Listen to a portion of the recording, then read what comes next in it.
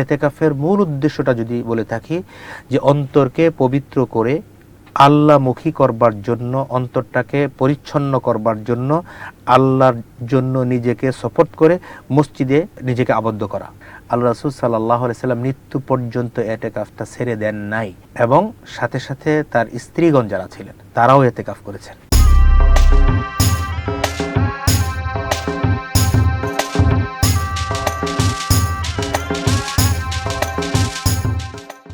প্রিয় দর্শক, আসসালামু আলাইকুম।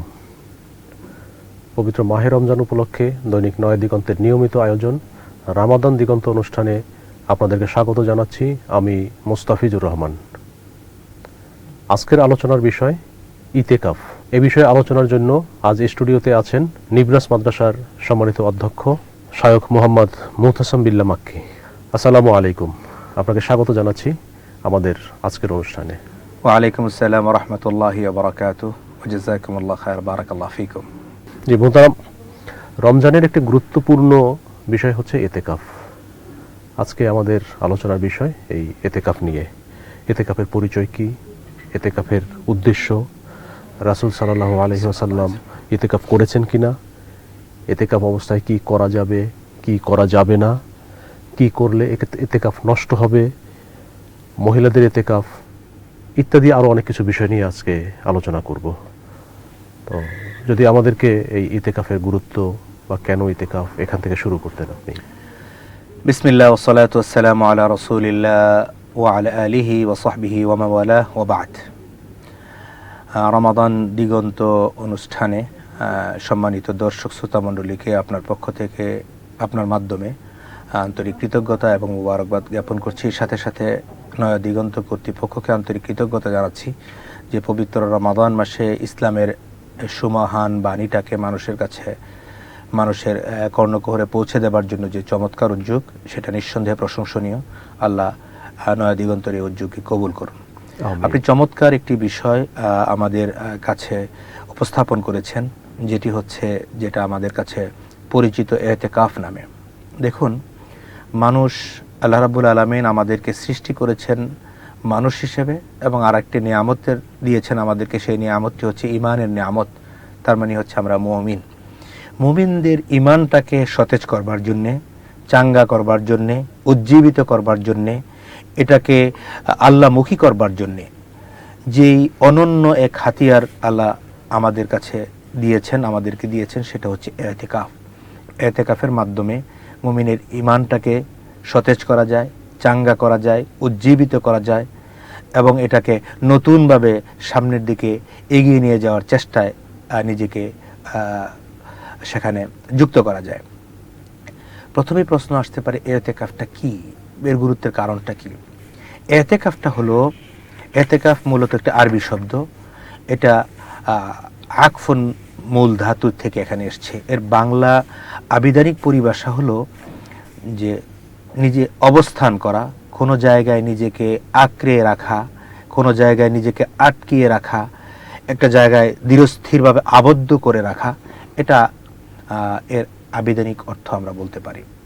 পারিভাষিক পরিভাষা, ইসলামী শরীয়তের পরিভাষায় আল্লাহর সন্তুষ্টি অর্জনের জন্যে রমজানের শেষ দশকে নিজেকে আল্লাহমুখী করবার জন্যে পরিবার পরিজন থেকে, নিজের ব্যবসা বাণিজ্য সকল কর্মকাণ্ড থেকে নিজেকে বিচ্ছিন্ন করে নিজেকে আল্লাহমুখী করবার জন্যে মসজিদে নিজেকে আটকে রাখা, শেষ দশকে আবদ্ধ করে রাখাকেই শরীয়তের পরিভাষায় এতেকাফ বলা হয়।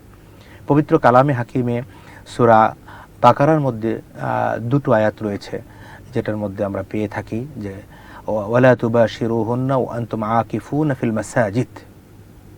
সেখানে বলা হয়েছে যে তোমরা যখন এতেকাফরত অবস্থায় থাকবে, তখন তোমরা স্ত্রীদের সাথে সঙ্গমে যাবে না বা সহবাস করবে না।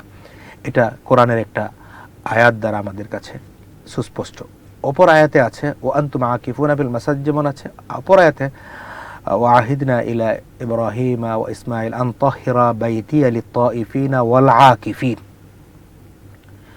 যে বাইতুল্লাহকে রুকুকারীদের জন্য, সেজদাকারীদের জন্য এবং ইতিকাফকারীদের জন্য পবিত্র করে রাখো। সেই সময় আল্লাহ রাব্বুল আলামিন সেটা বলেছিলেন। তো এই কোরআনের আয়াত দিয়ে আমাদের কাছে স্পষ্ট হচ্ছে যে এটি একটি গুরুত্বপূর্ণ ইবাদত, যেটা রমাদান মাসের সাথে রিলেটেড এবং রমাদান মাসের শেষ দশকের সাথে রিলেটেড। প্রশ্ন হতে পারে কখন আমরা ইতিকাফ করব। আপনি অনেকগুলো প্রশ্ন একসাথে ছুড়ে দিয়েছেন একেবারে শুরু লগ্নে। সেখানে আপনি বলেছেন যে ইতিকাফের উদ্দেশ্যটা কি। ইতিকাফের মূল উদ্দেশ্যটা যদি বলে থাকি, যে অন্তরকে পবিত্র করে আল্লাহমুখী করবার জন্য, অন্তরটাকে পরিচ্ছন্ন করবার জন্য, আল্লাহর জন্য নিজেকে সপোর্ট করে মসজিদে নিজেকে আবদ্ধ করা। টার্গেটটা হলো অন্তরটাকে সতেজ করা, অন্তরটাকে উজ্জীবিত করা, ইমানটাকে সতেজ করা, আল্লাহমুখী করা, মানে আল্লাহর সাথে এমন একটা সম্পর্ক তৈরি করা যেটা অন্য সময়ে পারিবারিক ঝামেলার কারণে, কর্মস্থলের ঝামেলার কারণে, কর্মব্যস্ততার কারণে অনেক ক্ষেত্রে আমরা করে উঠতে পারি না। যেটা রমাদানের শেষ দশকে যদি একেবারে নিরবিচ্ছিন্নভাবে মসজিদে অবস্থান করে কোরআন তেলাওয়াত, ইবাদত বন্দিকি, সালাত, সালাতুত তারাবি সহ সকল ইবাদত বন্দি করার একটা সুবর্ণ সুযোগ সেখানে আমাদের জন্য রয়েছে। আপনি বলেছিলেন যে ইতিকাফের আল্লাহ রাসূল সাল্লাল্লাহু আলাইহি সাল্লাম ইতিকাফ করেছেন কিনা। আল্লাহ রাসূল সাল্লাল্লাহু আলাইহি সাল্লাম রমাদানের রোজা ফরজ হওয়ার পর থেকে আল্লাহ রাসূল সাল্লাল্লাহু আলাইহি সাল্লাম ইতিকাফ করেছেন এই প্রশ্ন নয় শুধু, আল্লাহ রাসূল সাল্লাল্লাহু আলাইহি সাল্লাম ইতিকাফ ছেড়েছেন কিনা। আল্লাহ রাসূল সাল্লাল্লাহু আলাইহি সাল্লাম মৃত্যু পর্যন্ত ইতিকাফটা ছেড়ে দেন নাই। শুধু তাই নয়, তিনি তো করেছেনই এবং সাথে সাথে তার স্ত্রীগণ যারা ছিলেন তারাও ইতিকাফ করেছেন। এবং রাসূল সাল্লাল্লাহু আলাইহি সাল্লামের ইন্তেকালের পর তার স্ত্রীদের মধ্যে যারা ছিলেন তারাও এই সুন্নাহটাকে জারি রেখেছেন। রমাদানের শেষ দশকের মধ্যে এই ইতিকাফটা রাসূল সাল্লাল্লাহু আলাইহি সাল্লাম করেছেন এবং তার স্ত্রীগণও সেই ইতিকাফটা করেছেন। প্রশ্ন আসতে পারে, আপনি বলেছেন যে ইতিকাফরত অবস্থায় কি কি জিনিস করা যাবে, কি কি করা যাবে না, কি কি কারণে ইতিকাফ ভঙ্গ হয়ে যায়, এমন কোনো কাজ আছে কিনা যে ভঙ্গ হয়ে যাচ্ছে। আমি যদি প্রথমে বলে থাকি কি কি কাজ করা যাবে, ইবাদত বন্দেগী সকল কাজ করা যাবে, এটা হলো সাধারণ। এর মধ্যে যদি আমরা একটু বিভাজন করে দিই, আপনি কোরআন তেলাওয়াত করতে পারবেন, আপনি কোরআন নিয়ে গবেষণা করবেন, সালাত আদায় করবেন, তাহাজ্জুদের নামাজ পড়বেন, দোয়া করবেন, আজগার করবেন, ইস্তেগফার করবেন, যাবতীয় ইবাদত বন্দেগী এগুলো করতে। নিষেধ কি কি জিনিস, কি কি জিনিস করা যাবে না।